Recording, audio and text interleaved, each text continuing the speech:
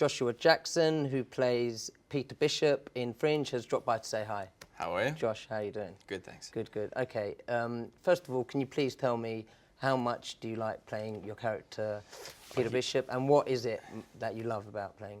What I love about it is that the possibilities are infinite. It's the same thing that I think is so cool about the show. If we can imagine it, then we can put it on screen, because there are no limitations in the world of Fringe, because anything is possible, and it's usually locked somewhere in Walter's head. So that's the thing that I love about Peter, is the thing I love about our show as well. When you first got the script, read the script, how did you feel about the character? What kind of drew you back into the TV Into world? the TV. It wasn't so much the character, because that is something that builds and grows over time, but the script was incredibly detailed, which is unusual for a television pilot. The difficulty of television is you don't just get to stop at the pilot, you got to then make, hopefully, a lot more good stories. So the fact that that group of people was getting together again to do a new TV show after Felicity, Alias, and Lost, I guess, that's what drew me in, because I really, I think these guys are capable of making a show really good over a long period of time. It's been a huge success on Sky One HD. Knock on wood. What do you think the fans love about it? I am a sci-fi head, so the same things that I loved when I was growing up and watching X-Files,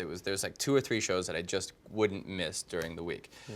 One of which was X-Files, the other one was Law & Order, and then The Simpsons. But we won't talk about those right now. I hope that what's engaging is you have these huge, big, massive, over-the-top stories packed into a TV show every week, which you just couldn't do even 5 and 10 years ago. I mean, the special effects that we do are over the top, and the ambition of the show every week is ridiculous. I mean, we try to make these little mini movies, so I hope that's what gets people engaged. You talk about the parallel universe. Yeah. How did you react when you learned about Peter being from the other side? Well, yeah, Well, my first reaction was, am I fired? Because anytime you see your gravestone on a show, that's never a good thing. Yeah. But then after I was explained that I wasn't fired, Yeah. and I think it's a great next layer for the show. We spend the entire first season trying to figure out, not only what the pattern is, but is it actually a pattern? Is there an architect to all these things, or is it just a bunch of random events? Yeah. And you get to the end of the season and you realize not only is there an architect, but it's very specifically about one of our characters. Because we never explain, for the first 19 episodes of last year, we never explain why it is specifically that Peter is here. Sure, he is the guy that gets Walter out of prison, but this is the American Then government. you see his gravestone. And then you see his gravestone and you realize, is he a robot? oh, he is from Possibly. the other side. Now I get it. Now I understand. You can't ever be like, I just don't think that's real. Because it's all out there. Anything can happen on Fringe. We have to talk about your relationship with Walter, yeah? It basically started out, you don't want to know, you don't want to know him, and then you really warmed to him. Even when you know that he's experimented on you. Yeah. Even Obviously, when you know, Peter's a very forgiving man. Yeah, The guiding light for us is that if you stripped away all of the things on Fringe, that this relationship would still make sense. Because everybody has a father-son or a mother-daughter or a mother-son dynamic. Everybody understands what it's like to be a child and parent, and it's contentious. Even if they didn't do scientific experiments on you and your child, it probably feels like that, because everybody has some things they resent their parents for, and every parent thinks that their child is not quite what they were cracked up to be when they were a kid. So we try to make that very, very specific, and then you get to the end of the season and you realize that these men have been coming closer and closer together, and Peter's sort of forgiven him and embraced him as a father, and eventually they're going to just explode that whole thing. Let's talk about you and Olivia. Yeah. Right, so everyone's like, oh, they're watching the show, oh, Olivia and Peter, Olivia and Peter. And then what happens?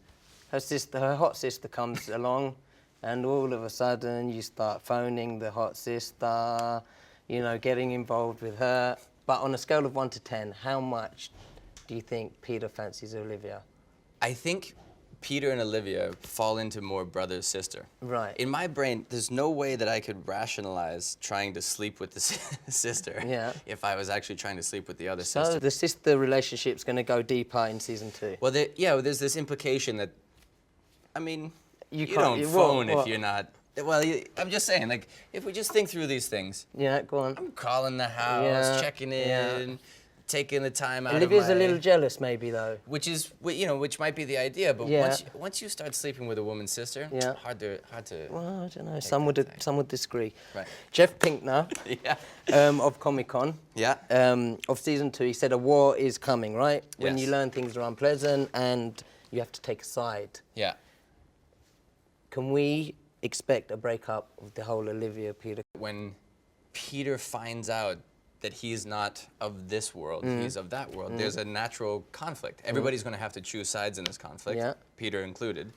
And there's going to come a time where you know, once he realizes that he actually has no bonds, no Yeah. blood bonds, and other than spending a year putting his life on the line for these people under false pretenses, he's going to find out, I would guess he'll be a little conflicted. So I don't know where Peter's going to fall on that side. Okay, how excited were you to learn about who's going to be playing William Bell? Well, I was extremely excited when I first found out. Yeah. Now he's been here twice, and I never get to do scenes with him. Thank you very much. Thank you very much for your time. Have a good one. My Thank you, pleasure. man.